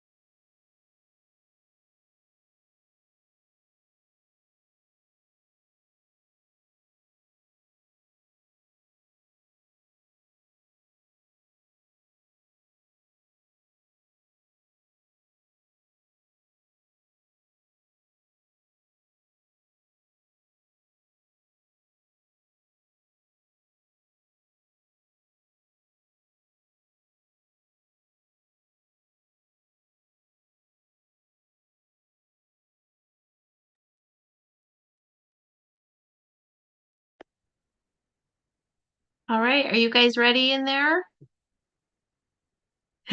They're nodding. I'm gonna keep my video off because my internet's a little wonky.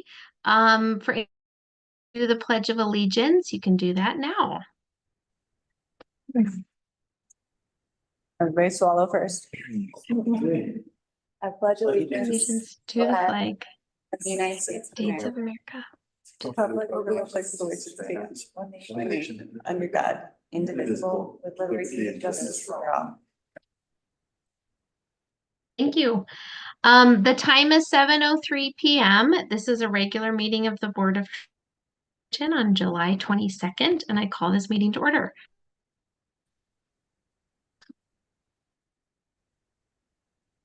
Trustee Halverson, Here. trustee Gardner, Here. trustee Schnitger, Here. trustee Wakefield, Here. trustee George, Here. Mayor Pro Tem Harper. Here. Thank you. Here. Thank you. Are you guys able to hear me better with is it more stable? Not really. Okay, I'm sorry. Well, may just call in Excellent. on Wi-Fi. We'll see. Just wave your arms if it's really terrible. I think we get the gist of what you're saying. Yeah. Okay, I'll stop pontificating. All right, we're moving on now to public comment. If there's any comment, you can introduce yourselves and come up to the podium and you'll have 3 minutes to speak. Any in person?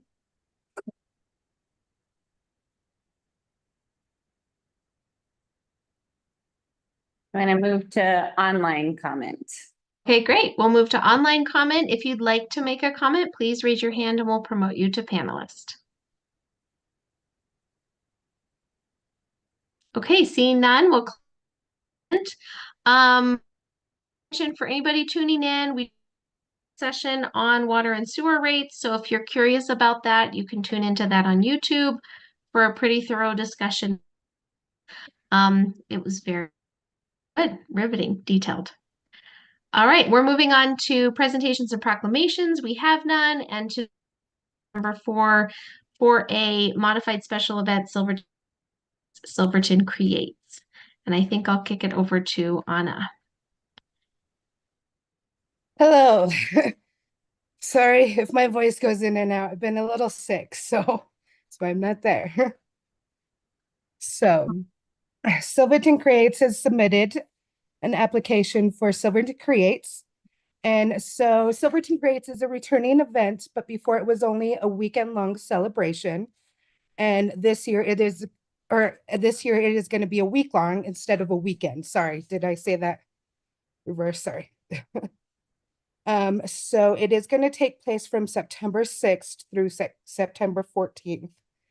And there will be different variety of things going on through the whole week. Some provided, or I'm sorry, I can't breathe. But some put on by Silverton Creative District and some put on through other entities in town. And if you have any questions, I mean.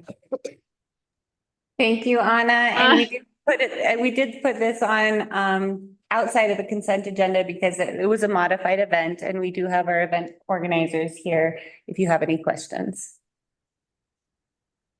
No, I think it's fantastic. I think it's good for the residents, good for the economy, and I'm excited myself to attend.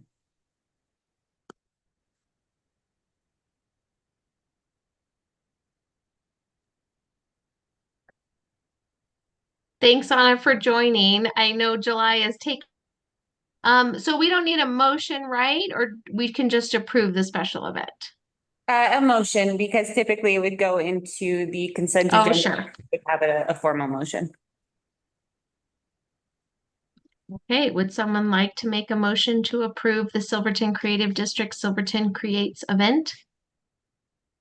I'll make a motion to approve the Silverton Creative District's Silverton Creates from 9/6 to 9/14. Second. Approved. Trustee Halverson, Yes. Trustee Gardner, Yes. trustee Schnittker, Yes. trustee Wakefield, Yes. trustee George, Yes. Mayor Pro Tem Harper, Yes. Mayor Kränker. Yes. Great. Thanks, Anna. Thanks, Creative District. Thanks, you all. guys. Thank you. We're Thanks, excited. guys. Yeah. Okay, more item 5, consent agenda.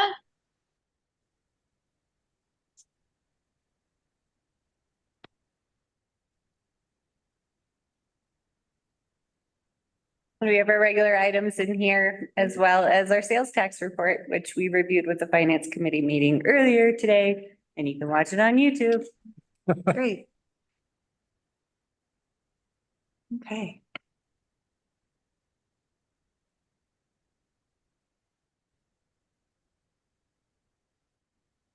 No questions on the consent agenda? I don't believe so. Anyone? Not for me. Yeah. Oh, cool. Motion to consent agenda. So moved. Trustee Halverson, Yes. trustee Gardner, Yes. trustee Schnittker, Yes. trustee Wakefield, Yes. trustee George, Yes. Mayor Pro Tem Harper, Yeah. Mayor Kränker. Yes. Thank you. And I realized Gloria in front of me, but I never asked if there were any staff or board revisions to the agenda. So, We do not have any now. okay, well, we're moving on to agenda staff reports. Let's see, Sarah Friden will be submitting her staff report next meeting. She will also be reaching out to the Facilities, Parks and Rec Committee for a meeting potentially at the end of August. So we'll see how that goes. As far as coordinating everyone's schedules. Speaking of coordinating everyone's schedules, I sent out the third doodle poll for the retreat. And found that maybe Tuesday, October 1st or Thursday, October 3rd at 5 PM might work. Does anyone have conflicts on those days that they could identify right now and we could set our retreat date? The Thursday is our mountain medicine, the beginning of our mountain medicine symposium, and that'll be very difficult for me. Okay. Does anyone have any conflicts on Tuesday, October 1st? At 5 PM? Nope. Not me. Carl? All right. I thought maybe instead of sending out another doodle poll, I could just nail it down tonight. So thank you for that. I will reach out to Patrick and see if he can attend that night. And then I also did include the grant tracker in your packet. We have a couple of grants that we're currently waiting on. I know the San Juan County Tourism Board, we did request 10,000. I believe we were granted 8% less than 5,000, which was for the marketing, and our visitor area is getting presented to the commissioners to see if they would like to fund it. And then Energized Rural Communities Prize, Team Gold just finished that application. I think I sent you all out the video from that. Thank you, Dana and Jim, for participating in that video. And then we have a State Internet Portal Authority government grant. This is their first time opening these grants. So I'm not sure our competitiveness on this one, but is 110,000 with no grant match that would fund a water main leak detection system that we're really crossing our fingers for.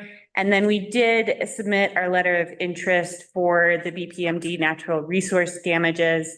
We don't have a price tag on that yet. So I'll update that as we flesh that out. Any questions on our grants? All right, well, we're currently administering $5,399,581 in grants. That's a So lot to manage. it is a lot to manage at this point, but we're always still looking for more. Well, yeah, that's. I have a staff to manage them. And that is my report. If you have any questions on our staff reports, I can field those to staff.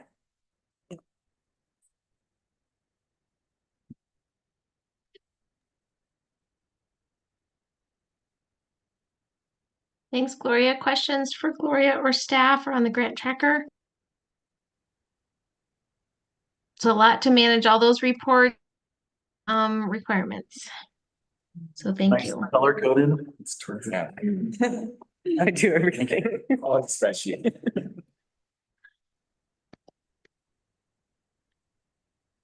Okay, well, if there's no questions on the staff reports, I'm going to keep us moving. All right, we're moving on to committee reports. So starting with on July 11th, the Personnel and Ordinance Committee meeting. Who wants to take that? Perfect. We can do this jointly. Yeah, If they join. We had a very lively, great hour-long discussion regarding residential occupancy in recreational vehicles and trying to determine what is the best course of action with regards to regulating and responding to the town and to the public with regards to this topic that seems to be, I don't want to say spiraling, but it could get to a critical mass. Following the laws and rules and regulations, Amy and Carl went on a really neat little drive around town. And then afterwards, Amy and I went on a neat little drive around town, and Lucy accompanied us. And what that did was create really a true visual of what we were looking at and how best to approach this. And I think we were able to come up with some really neat ideas Yeah, on how to tackle this growing issue. absolutely. And I think the biggest issue was a lot of them, around town, RVs, no permits, right? And then what regulations do you want further? We were only able to talk about workforce RVs. Again, at this meeting, we're gonna have another one August 15th to hopefully get into friends and family visiting or, camping on your private property. And then hopefully after that, we're gonna bring something to the board to review. Gloria, I just love these active committees we're getting. No, it's where all the work should be getting done. Such a great board. Okay, any other questions for Personnel and Ordinance Committee? All right, moving on to on July 16th, the San Juan Regional Planning Commission meeting. Thank you. I'll address that. The planning commission meeting was really quick. We had one agenda item, which was an improvement permit application out in Howardsville, accessed by County Road 2, Kirk Huff and Terry Alexander regarding a single family dwelling. We spent about 45 minutes on the subject and it passed unanimously. It was a county issue. Nothing town was discussed. Thanks, Jim. Thank you. All right, moving meeting. I was not able to attend, but I did get an update from Deanne, so I'm happy to give that, or you can just keep you prefer. You can read the update if you want. I can fill in. Okay, we'll see. I have the agenda right here if you want to look, if you want to go point by point. Yeah, I think that Deanne really just shared was the exciting announcement of the acceptance into the Colorado Tourism she had applied for. And so this means that the chamber, and in particular the director, gets a variety of mentorship opportunities, but it also means that the town benefits from 100 hours of consultant time to really start tackling priorities around tourism and our community and visitor experience and locals experience. And so Gloria was talking about funding will really help tackle 3 top priorities. And it's worth mentioning that only 8 communities in the state were selected. And so we were one of those. So really shout out to Deanne for that work and getting us in that. But the first top priority that we could tap into is really thinking about protection, preservation, and stewardship programs. And so this Colorado tourism effort, they have this Care for Colorado program, which kind of has standard branding around, how do you recreate responsibly in different areas? Consider the communities that you're visiting. And so Durango did one that's called Do Durango Right. I think Lake City's working on theirs. And so we would get a tap into this stewardship, marketing, and education program and really have a conversation around kind of our values and how we create a good experience for our visitors and our locals and common branding and education. So that's the first piece. Just checking in that you guys can hear me okay? Okay, great. The next piece is kind of helping to coordinate all the nonprofits, the organizations, the entities that are talking about kind of outdoor rec, visitor experience, local amenities. And so thinking about Silverton as kind of this primary base camp for this whole world we have and help understand our kind of priorities and our funding for various things, whether that's Baker's Park or perimeter trails or creative district arts events or other things that we're using to target visitors here and create experience for locals as well. And so these consulting hours could be used to help us all kind of get in alignment around what we're talking about, opportunities are out there. So that's kind of a second piece. And then the third piece, kind of turnkey / San Juan County talking points and training for anyone that has point of contact with visitors. So I think we're always trying to create a better experience for our visitors and also help manage the interface between our locals and our visitors and help know our visitors how to act well and where do you throw your trash and how can you get the things that you need and you go for showers. And so just kind of having some talking points that we would distribute to the visitor center. Employers could share this with their employees as people are, chatting at lunch. The RV park representative, someone at the grocery store, just making sure that we all have information out in our community for where can people go for hiking information, where can you go to deposit your trash, when's the transfer station open, just all that kind of stuff to help our more informed experience and help those of us who interact with our visitors have common information that we're sharing. So we're not spreading disinformation and so that we all have kind of a common understanding. So those are kind of the three pieces to the focus of these. So that was kind of exciting to hear we've gotten that. And then one thing I want the board is not to forget that September 15th is our actual 150th anniversary. And so I know we're, thinking with Anna and with town staff about something in the park, but just, I think putting it on all of our radars of how do we want to celebrate this? And, maybe we want to do like a time capsule that we bury somewhere, or do we want to have some cool installation? So I know the town staff is thinking about this, but I also thought it'd be worth board to just think about how we want to acknowledge this momentous anniversary and celebrate it for ourselves. So just want to put that out there if anybody has some really cool ideas around our and mark your calendars for Sunday, September 15th. So off the top of your heads, does anybody have any cool? Any questions? Yeah, you cut out there at the end. Could you say that again? Sorry, any board members have fun ideas off the top of their head for celebrating our 150th?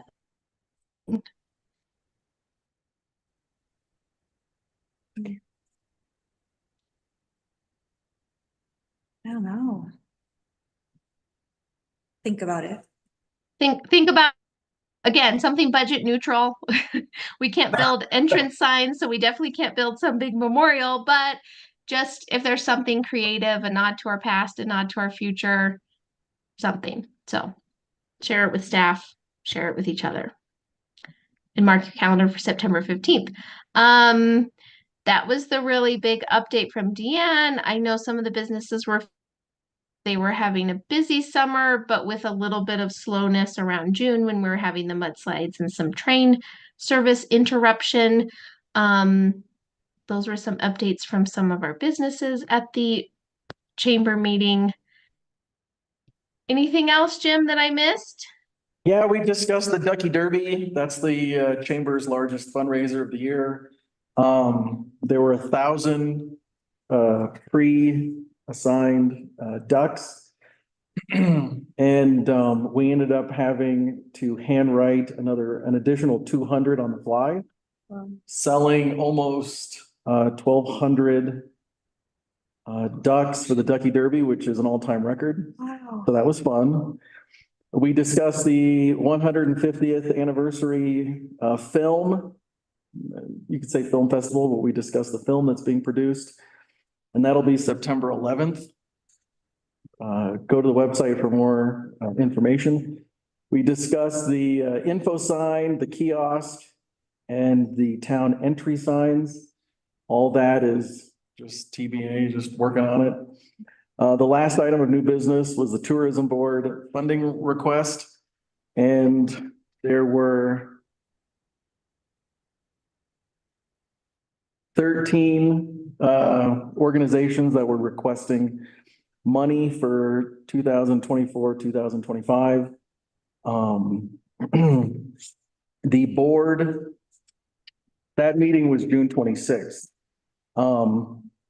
The board decided that due to just our current financial situation, that all the money requested would default to the funds requested from the 2023, 2024 year, minus an 8%. So for example, if you were to requested 7,500, that year of 2023, 2024, you would have ended up with 6,900 for this year. So that's just a state of where we're at. But that was the tourism fund board meeting was actually a lot of fun, very informative. And our chamber meetings are always fun and informative. So that's the end of the update. Thanks. Considering my internet instability, I'm going to kick over the finance committee update to either you or Tyler as well. Today. Update man tonight. Tyler, what do we talk about? Well, we went through the pretty standard stuff that we do every month. You know, we looked at our sales tax receipts. We looked at the year-to-date budget. But the big thing that we went over today was our nonprofit requests and partner requests. And just looking through my notes here, we are going to have, we usually open up nonprofit requests this time of year, but we need to wait and see what next year's or what our budget looks like at the beginning of the year before we open that up for requests, because we currently do not have, historically we've had more overages and we've been able to, you know, help fund some of the nonprofits, but we are currently not in a position to do that. That's a tough one. And I wish my internet was having problems, so we didn't have to discuss it. Yeah. But that is a difficult one because it is going to affect all of our partners and friends and neighbors throughout the community, just depending on where we come out on that topic. We did talk about our reserve funds, the budget timeline, which there was a nice happy emoji. Oh, and then we completed our audit. Yes, we completed The audit. Yeah. That was terrific. So soon, it's the earliest we've completed it in the 4 years, so we're pretty excited and like the most concise. Incredible. It was easy. Yeah, this was a good meeting. It was a 2-hour meeting, 1 hour and 37-minute meeting. I wasn't counting. It was a good meeting. But I think that the biggest portion of that meeting was dedicated to the nonprofits and partner requests.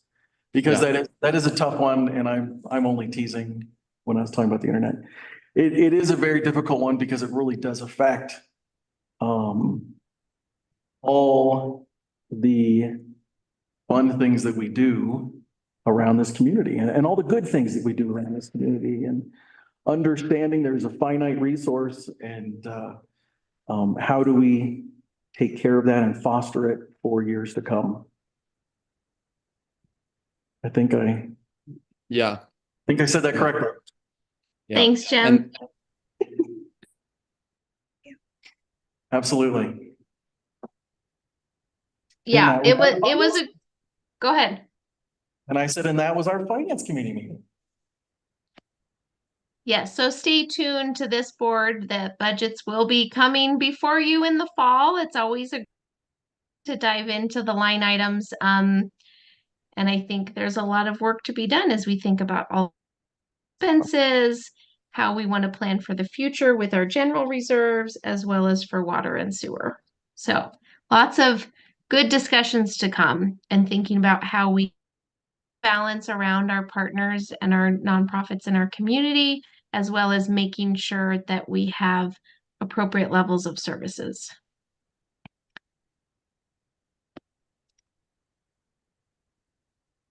Okay. Moving on to trustee reports, number 8. Reports. Actually, Dana, sorry, I had a quick question. Yeah. Will we report out on the Bonita Peak meeting? Oh, yeah, I didn't put that on there, but if I ever miss a committee, feel free to report out on it. Yeah. Okay, I wasn't sure because those are sometimes interesting. I went to that one. Very informative.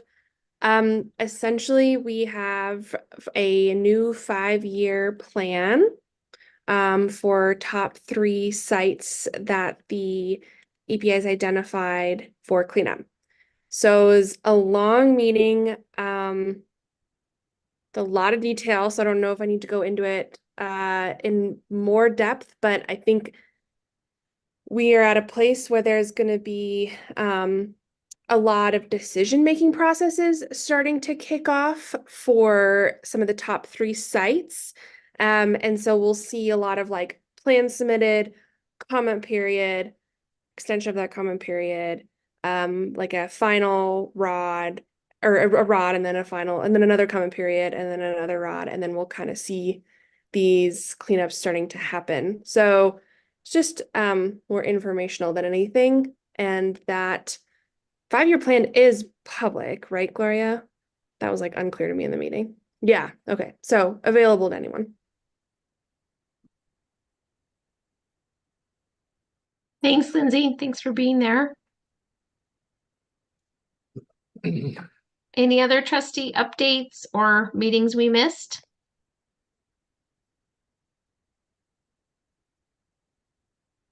Okay, moving on. We don't have continued business, so we're going to move on to public comment.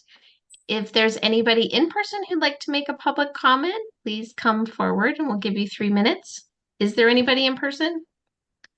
No. I have a quick comment, if I may. Great, I'll give you 3 minutes. Perfect. I'll take 5. I'm kidding. I just wanted to give a shout out to this team, to the trustees, to the staff. It is so refreshing to be able to have real conversations that there's no, it's just wanting to solve problems, wanting to be proactive and really just communicating, and it starts at the top. So thank you, Gloria. Thank you, team. Thank you, fellow trustees. Thank you, Mayor. And I just can't tell you how refreshing it is just to be able to smile, but have constructive conversations that make sense, that benefit this community. So I just wanted to say thank you to everybody. Thanks, Jim. Thanks, Jim. I'm nodding and smiling. See me, but it's a great team to work with. That's what I heard. It's a great team for some big things we have to tackle. So everybody, yeah. Thanks, Jim, for acknowledging that. Oh, thank you. All right. Any more trustee reports? Okay, well, there's no in-person comment, it sounds like, besides Jim's. If there is any public comment online, please click the raise hand button and we'll promote you to panelist. Okay, seeing none, we'll close our ending public comment. And we're going to make a request executive session pursuant to CRS 24-6-402 4B, conferences with an attorney for the purposes of receiving legal advice and update on the Silverton Square building. So remind me, Gloria and Clayton, we're going to ask those who are on Zoom to please log off. If you don't log off, it gets very tricky with our Zoom login. So we appreciate you logging off. We'll give everybody a moment to get settled. And Clayton, I just have my video off because I've had some internet problems. Yeah, I'm tracking.